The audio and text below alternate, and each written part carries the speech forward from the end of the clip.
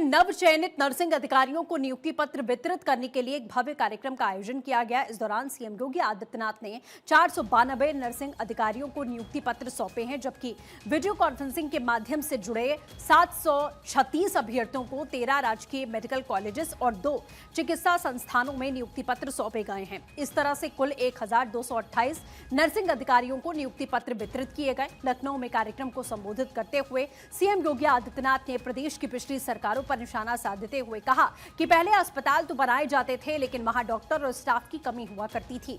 उन्होंने कहा कि कई बार मरीजों को बिना सही इलाज के छोड़ दिया जाता, लेकिन अब स्थिति बदल चुकी है। लोगों को अस्पतालों से बेहतर स्वास्थ्य सेवाओं का लाभ यहां मिल रहा है। मुझे याद है गोरखपुर में एक नर्सिंग स्कूल चलता था, पहले उत्तर प्रदेश स्वास्थ्य विभाग का।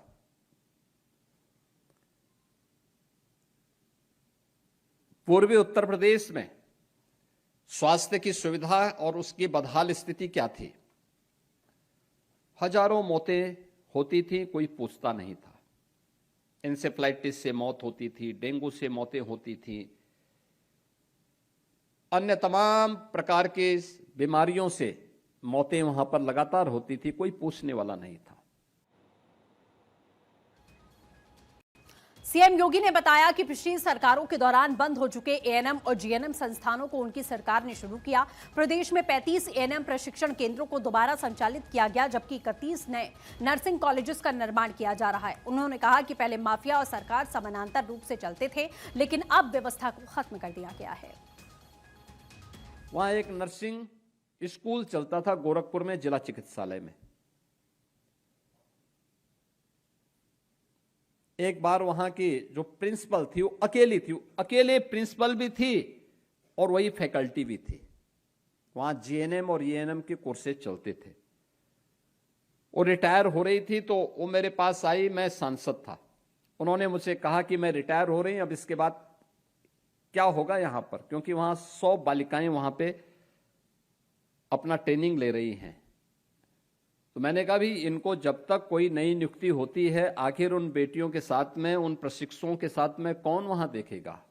मैंने उनको कहा, मैंने कहा ये काम करो, तुम कुछ दिन काम कर लो वहां पे जब तक नई नियुक्ति होती है। तो उन्होंने कहा कि मेरा मानदेय। मैंने कहा मानदेय या तो सरकार से हम मांगेंगे, लेकिन जो सरकार है वो सुनने वाली नहीं है। आप एक काम करिए, हम आपको अपने पास से मानदेय देंगे, आप तब तक वहां पे उन बच्चियों को पढ़ाइए।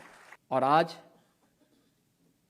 हर एएनएम जीएनएम के इंस्टीट्यूट जो बंद हो चुके थे पिछली सरकारों में, उसको हम लोगों ने उत्तर प्रदेश के अंदर प्रारंभ किया है। सीएम योगी ने स्वास्थ्य क्षेत्र में हुए विस्तार का जिक्र करते हुए कहा, 1947 से 2017 तक प्रदेश में मेडिकल कॉलेजेस की संख्या सीमित थी, लेकिन अब ये बढ़कर 81 हो गई। उन्होंने बताया कि प्रदेश में यूनिवर्सल हेल्थ कवरेज से 9.25 करोड़ लोग जुड़े हैं और 14 करोड़ से अधिक आभा डिजिटल हेल्थ कार्ड जारी किए जा चुके हैं। साथ ही 976 सीएचसी और में टेलीमेडिसिन सेवाएं शुरू की गई हैं, जिससे स्वास्थ्य सेवाएं आम लोगों तक आसानी से पहुंच रही हैं। 2017 के बारे में उप मुख्यमंत्री श्री ब्रजेश पाठक जी ने आपके सामने पहले भी बताया क्या स्थितियां थी। 17 के पहले प्रदेश के अंदर बदहाली स्थितियां थी। 1947 से लेकर के 2017 तक, इन 70 वर्षों में प्रदेश में सीमित संख्या में मेडिकल कॉलेजेस थे। केवल 17 गवर्नमेंट मेडिकल कॉलेजेस थे। निजी क्षेत्र को मिला लें, निजी क्षेत्र की ज्यादा संख्या थी, गवर्नमेंट के स्तर पर कम थी। कुल मिलाकर के 40 मेडिकल कॉलेजेस पूरे प्रदेश में थे। और आज उत्तर प्रदेश में गवर्नमेंट के स्तर पर और निजी क्षेत्र को मिलाकर के, निजी क्षेत्र के कम हैं, अब सरकार के स्तर पर ज्यादा कॉलेजेस चलाए गए हैं। इनकी संख्या बढ़कर के 81 हो गई है। 81 मेडिकल कॉलेजेस हमने मात्र पिछले 9 वर्ष के अंदर प्रदेश के अंदर संचालित किए हैं। आज यूपी के अंदर आप देखेंगे कि यूनिवर्सल हेल्थ कवरेज, इसमें यूपी के अंदर लगभग 9.25 करोड़ लाभार्थी इससे जुड़े हुए हैं।